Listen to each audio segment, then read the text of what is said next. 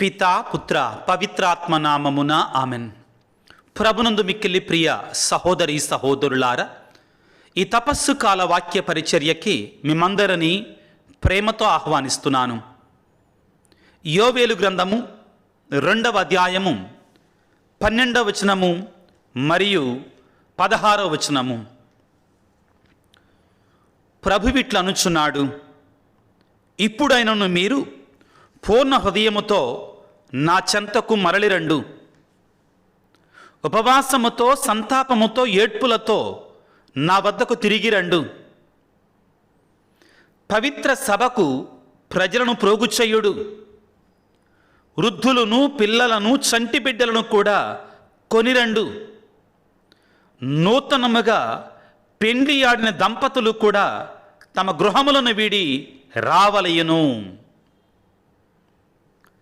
క్రీస్తునాథుని యందు మిక్కిలి ప్రియులకు సహోదరి సహోదరులారా, తపస్సు కాలాన్ని విభూది బుధవారముతో ప్రారంభం చేసుకుంటున్నాం.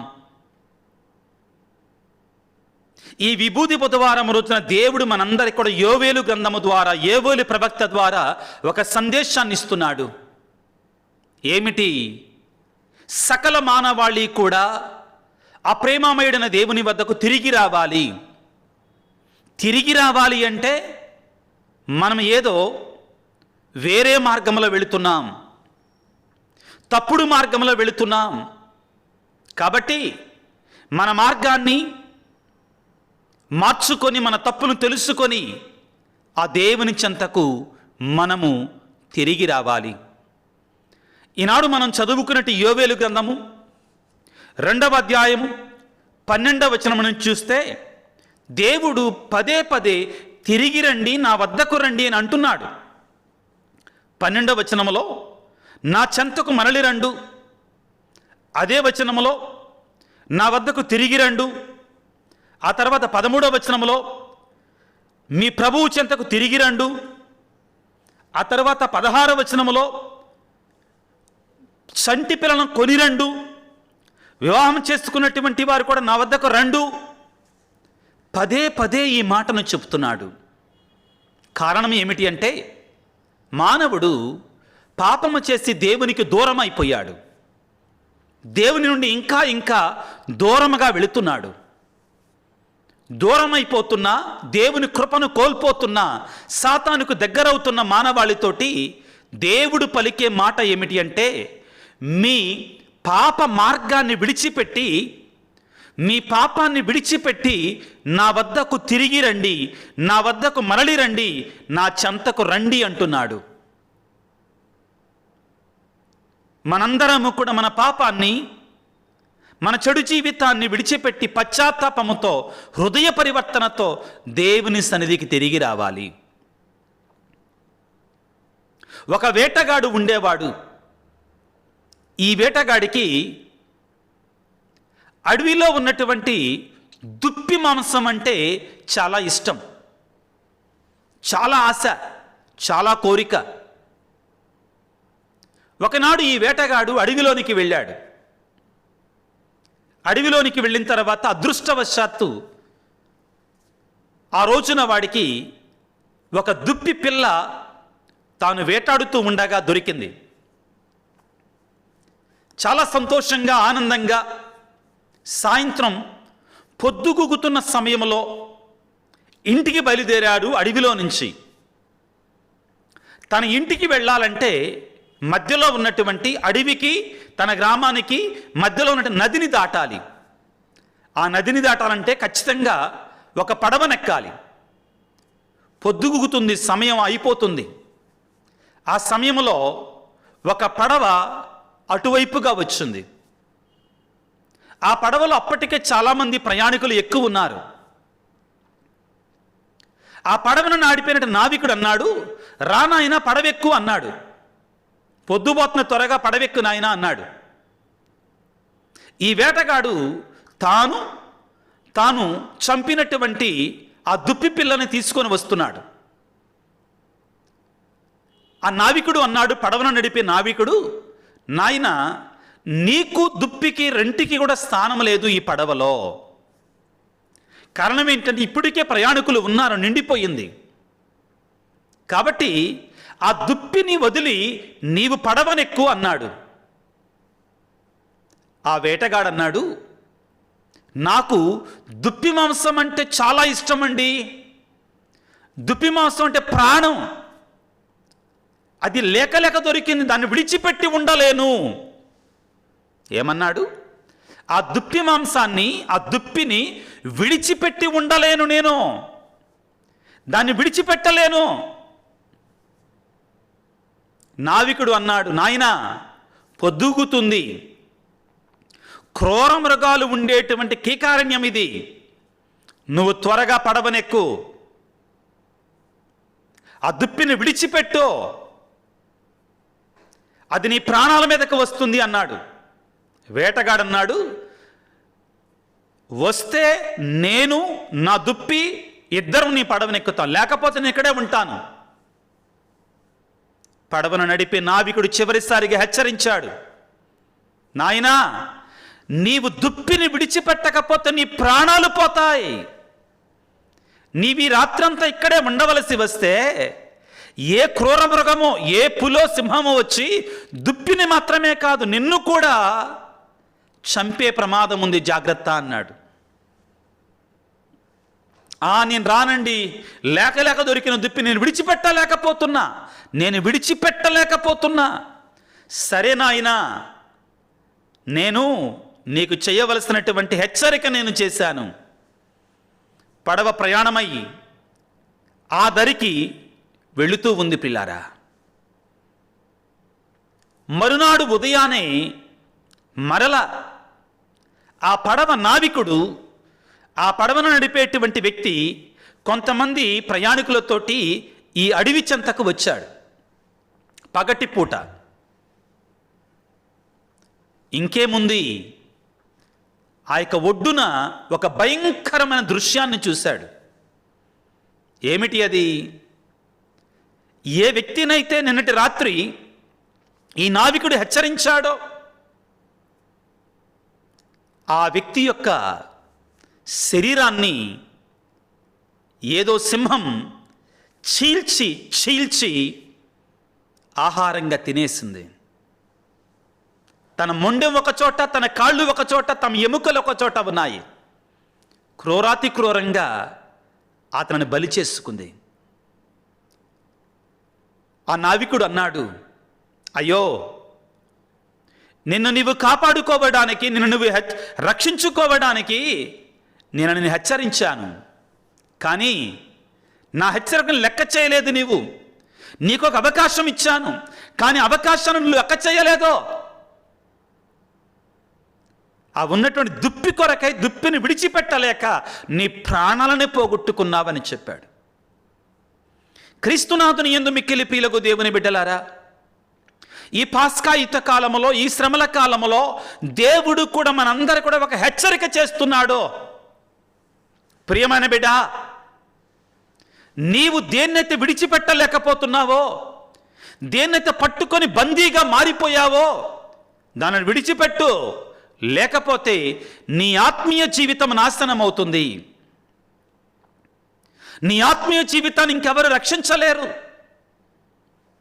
ప్రతి సంవత్సరం తపస్సు కాలం ప్రియులారా మనకి ఒక హెచ్చరికలాగా దేవునికి స్వరముగా మన వద్దకు వచ్చి పనిచేస్తుంది. ఏ విధంగా? యోవేలు గ్రంథం 2వ అధ్యాయం 12వ వచనంలో దేవుడు పలుకుతున్నాడు, ప్రభువు ఇట్లనుచున్నాడు, ఇప్పుడైనను మీరు పూర్ణ హృదయముతో నా చెంతకు మరలి రండు, ఉపవాసముతో, సంతాపముతో, ఏడ్పులతో నా వద్దకు తిరిగి రండు. దేవుడు అంటున్నాడు పిల్లారా, ఏ విధంగా దేవుని వద్దకు రావాలి? పూర్ణ హృదయముతో రావాలి. సగం సగం హృదయం దేవునికి అవసరమలా. అవ్వా కావాలి, బువ్వా కావాలి దేవునికి వద్దు. 2 పడవల మీద కాళ్ళు పెట్టడం దేవునికి వద్దు. దేవునికి కావలసింది పూర్ణ హృదయము. నీ పాపాన్ని, దేవుణ్ణి రెండూ కావాలంటే కుదరదు. కాబట్టి దేవుడు చాలా స్పష్టంగా, సూటిగా, కరాఖండిగా మనతో ఈ తపస్సు కాల ప్రారంభంలో చెప్తున్నాడు, పూర్ణ హృదయం కావాలి నాకు అంటున్నాడు దేవుడు. పూర్ణ హృదయముతో నా వద్దకు రండి. నేను నా పాత జీవితాన్ని జీవిస్తూనే ఉంటాను, నా వ్యాపారంలో మోసం చేస్తూనే ఉంటాను, నా శారీరకంగా ఎవరితోటైతే నేను పాపము చేస్తున్నానో వారితో ఉంటూనే ఉంటాను, అదేవిధంగా నా ఉద్యోగంలో మోసం చేస్తూనే ఉంటాను, నా పనులలో మోసం చేస్తూనే ఉంటాను, అయినా కానీ తపస్సు కాలాన్ని పాటిస్తాను, దేవుడు నా కృప చూపించాలి, కన్నీరు కారుస్తాను, సిలువ మార్గాన్ని చేస్తాను, కుదరదంటున్నాడు దేవుడు. చాలా స్పష్టంగా దేవుడు చెప్తున్నాడు. రెండు మాటలు, నీకు అది కావాలా, నేను కావాలా? ప్రభు హెచ్చరిస్తున్నాడు ప్రియులారా. ఏమంటున్నాడు? ప్రభువిట్లు పలుకుచున్నాడు. యోవేలు గ్రంథము 2వ అధ్యాయం 12వ వచనములో ప్రభువిట్లు పలుకుచున్నాడు. ఇప్పుడైనను, అంటే ఈ పదములో ఒక పరమార్థం దాగి ఉందని. అంటే ఇశ్రాయేలు ప్రజలు అప్పటి వరకు కూడా వినలా దేవుని స్వరాన్ని, దేవుని లెక్క చేయలా, దబ్బర దేవతలను ఆరాధించారు, వారి శరీర సుఖాలకు లోబడిపోయారు, వారి స్వార్థంతో పాపములో బ్రతికారు. దేవుడు ఎంతో హెచ్చరించాడు. ఇక చివరికి అంటున్నాడు, ఏమంటున్నాడు? ఇప్పుడైనాను, ఇకనైనా కానీ, ఈ శ్రమల కాలంలో పౌలు గారు పలుకుతున్నాడు, ఇదే కృపాకాలం, ఇదే రక్షణ దినం, ఇటువంటి దినం మళ్ళీ రాదు మనకి. ఇప్పుడైనాను మీరు పూర్ణ హృదయముతో, not a half-hearted Lenten season. God doesn't like. పూర్ణ హృదయముతో నా చెంతకు మరలి రండి. ఏ విధంగా రావాలి ఆయన దగ్గరికి వచ్చేటప్పుడు? మన స్థితి ఏ విధముగా ఉంది, మన బ్రతుకులు ఏ విధముగా ఉన్నాయి, ఆత్మ పరిశీలన చేసుకొని దేవుడు అంటున్నాడు, ఉపవాసముతోనూ సంతాపముతోనూ ఏడ్పులతో నా వద్దకు రావాలి. ఇవి దేవుని మాటలు ప్రియులారా, దేవుని స్వరం ఇది. దేనికి ఏడవాలి? నేను చేసినట్టు అన్యాయానికి, అక్రమానికి ఏడవాలి, నేను చేసినటువంటి శరీర క్రియలను బట్టి ఏడవాలి, నేను చేసినట్టు మోసాన్ని బట్టి ఏడవాలి, నేను పలికిన అబద్ధాలను బట్టి ఏడవాలి, నేను తలంచినట్టు తలంపులను బట్టి ఏడవాలి, నేను ఇంకా దేనిని బట్టి ఏడవాలి? తల్లిదండ్రులను గౌరవించకుండా, వృద్ధాప్యంలో ఉన్నట్టు వారిని లెక్క చేయకుండా నేను బ్రతికాను చూడు, దానిని బట్టి ఏడ్పులతో, కన్నీటితో, ఉపవాసముతో దేవుని చెంతకు రావాలి. భర్తను మోసం చేసిన దాన్ని బట్టి, భార్యను మోసం చేసిన దాన్ని బట్టి, పిల్లలను సరిగా చూసుకోనటువంటి దాన్ని బట్టి, తల్లిదండ్రులను గౌరవించిన దాన్ని బట్టి, ఆదివారం లెక్క లేకుండా చూసిన దానిని బట్టి దేవుడు అంటున్నాడు, ఏడువు నీ పాపాల కొరకై. నిస్థితిని బట్టి నువ్వు ఏడవాలి అంటున్నాడు. వాటిని విడిచిపెట్టు. దేవుడంటే లెక్క లేకుండా, దైవాజ్ఞలంటే లెక్క లేకుండా, ధర్మశాస్త్రం అంటే లెక్క లేకుండా, దేవుని యొక్క వాక్యం అంటే లెక్క లేకుండా, చదవడానికి సమయం లేదనుకుంటా, ఆదివారం గుడికి వెళ్ళటానికి సమయం లేదనుకుంటా, ప్రార్థన జీవితానికి సమయం లేదనుకుంటా జీవించాం చూడండి. దీనిని బట్టి ప్రభు అంటున్నాడు, ఇప్పుడైనా పూర్ణ హృదయముతో నా వద్దకు తిరిగి రండి. ఏ విధంగా? ఉపవాసముతో, సంతాపముతో, ఏడ్పులతో. ఎన్ని పదాలు వాడారో చూడండి. ప్రియులకు దేవుని బిడ్డలారా, శ్రమల కాలాన్ని కోల్పోవద్దు. మనం శ్రమల కాలాన్ని కోల్పోవద్దు. లోకము బహు భయంకరంగా ఉంది. లోకము బహు భయంకరంగా ఉంది. కొన్ని సందర్భాలలో నాకు అనిపిస్తుందండి, మంచిని వెతికినా కానీ దొరకటం లేదండి. మంచి కోసం వెతికినా కానీ దొరకటం లేదండి మనకి. నేను ఈ మీడియాలో కొంచెం ఎక్కువగా యాక్టివ్గా ఉంటాను కాబట్టి, ఈ యూట్యూబ్ ద్వారా ఈ పరిచర్య చేస్తున్నాను కాబట్టి ప్రియారా, కొన్ని సందేశాలు నేను వెతకటానికి అందులో వెతుకుతుంటే, ఈ మెసేజెస్, ప్రసంగాలు ఎతుకుతున్నప్పుడు, సిద్ధపడటానికి కొన్ని పుస్తకాలు ఎతుకుతున్నప్పుడు పిల్లారా, నాకు ఆశ్చర్యం వేసేదండి. ఏంటంటే, నేను ఎంత వెతుకుతున్నా కానీ వేరే రకాల వీడియోలు, రాజకీయాలు, పనికి మాలినటువంటివి, అసలు దాంట్లో ఏముండదండి. ఒక క్షణికమైనట్లు ఆనందాన్ని ఇస్తుంది అంతే. లక్షల వ్యూస్ దొరికిన, వెతికినా కానీ దొరకట్లేదండి. మంచి భూతత్వంలో చూసినా దొరకటం లేదండి. దేవుడు అంటున్నాడు, బిడ్డా, ఇటువంటి లోకంలో నువ్వు బ్రతుకుతున్నావు. ఏమంటున్నాడు? నా చెంతకు మరలిరా, అది శాశ్వతం కాదు, మోసపోమాకో. నీ బ్రతుకును సరిచేసుకో. నా చెంతకు మనలరా. ఏ విధముగా? ఉపవాసముతో, సంతాపముతో, ఏడ్పులతో. నీవు కూడా నీ జీవితంలో ఆ వేటగాడి వలె దేనికి అంటి పెట్టుకొని ఉన్నావు. నీవు కూడా ఆ వేటగాడి వలె, నేను ఇదిగోయ్యా దుప్పి మాంసం అంటే నాకు చాలా ఇష్టం, దాన్ని విడిచిపెట్టలేకపోతున్నా, దాన్ని వదిలిపెట్టలేకపోతున్నా అన్నట్లుగా నీవు కూడా నీ జీవితంలో కొన్ని పాపాలని విడిచిపెట్టలేకుండా ఉన్నావా? నీ దేవుడిని, నీ సృష్టికర్తకి ద్రోహం చేస్తున్నావా? నీ పొరుగువానికి ద్రోహం చేస్తున్నావా? దేవుడు అంటున్నాడు, బిడ్డ, పశ్చాత్తాపముతో, ఏడ్పులతో, ఉపవాసముతో, కన్నీటితో నా దగ్గరకు తిరిగిరా. పశ్చాత్తాపానికి సూచన. ఇంకా అంటున్నాడు ప్రియులారా, యోవేలు గ్రంథము 2వ అధ్యాయం 13వ వచనములో, నీ బట్టలు చించుకునడం చాలదో, నీ గుండెలు వ్రయ్యలు చేసుకో, మీరు ప్రభువు చెంతకు తిరిగి రండి. నీవు తిరిగి రాగలిగితే దేవుడిని క్షమించే అవకాశం ఉంది. ఎవరు తిరిగి రావాలి? ఏ స్థాయి వాళ్ళు తిరిగి రావాలి? ఏ అంతస్తు వాళ్ళు తిరిగి రావాలి? ప్రియులారా, దేవుని సన్నిధికి తిరిగి రావడానికి వయస్సుతో సంబంధం లేదు. చాలామంది ప్రియులకు, దేవుని బిడ్డలారా, క్రైస్తవ బోధకులు ఈ రోజుల్లో ఏమంటున్నారంటే, చిన్న పిల్లలకి జ్ఞానస్నానం ఇవ్వటం అవసరం లేదు. చిన్న పిల్లలకి జ్ఞానస్నానం అంటే బైబిల్ ఆధారం కాదు. ఏ వయసులో ఇవ్వాలి? మరి జ్ఞానస్నానాన్ని ఏ వయసులో ఇవ్వాలి? ఏ వయసులో పిల్లలని దేవుని బిడ్డలుగా మార్చాలి? నేను ప్రశ్నిస్తున్నాను పిల్లారా. పిల్లలు ఏ వయసులో చెడిపోతున్నారో తెలుసా? ఈ ఆధునిక ప్రపంచంలో,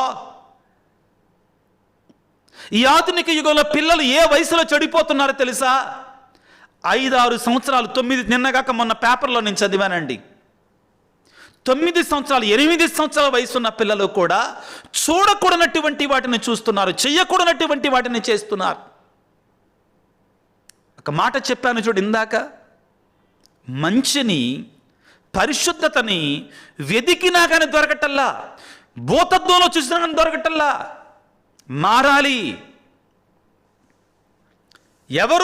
ఎవరు రావాలి అంటే, దేవుడు ఎంత స్పష్టంగా చెప్తాడండి వాక్యములో, ఎంత సూటిగా మాట్లాడతాడండి దేవుడు వాక్యం ద్వారా. నేను కాదా? ఇందులో సందేహాలు వద్దు, సందేహాలు వద్దు. వాక్యాన్ని వింటున్న బిడ్డ, నేను కూడా తిరిగి రావాలా? నాలో ఏముంది అనుకుంటున్నావా?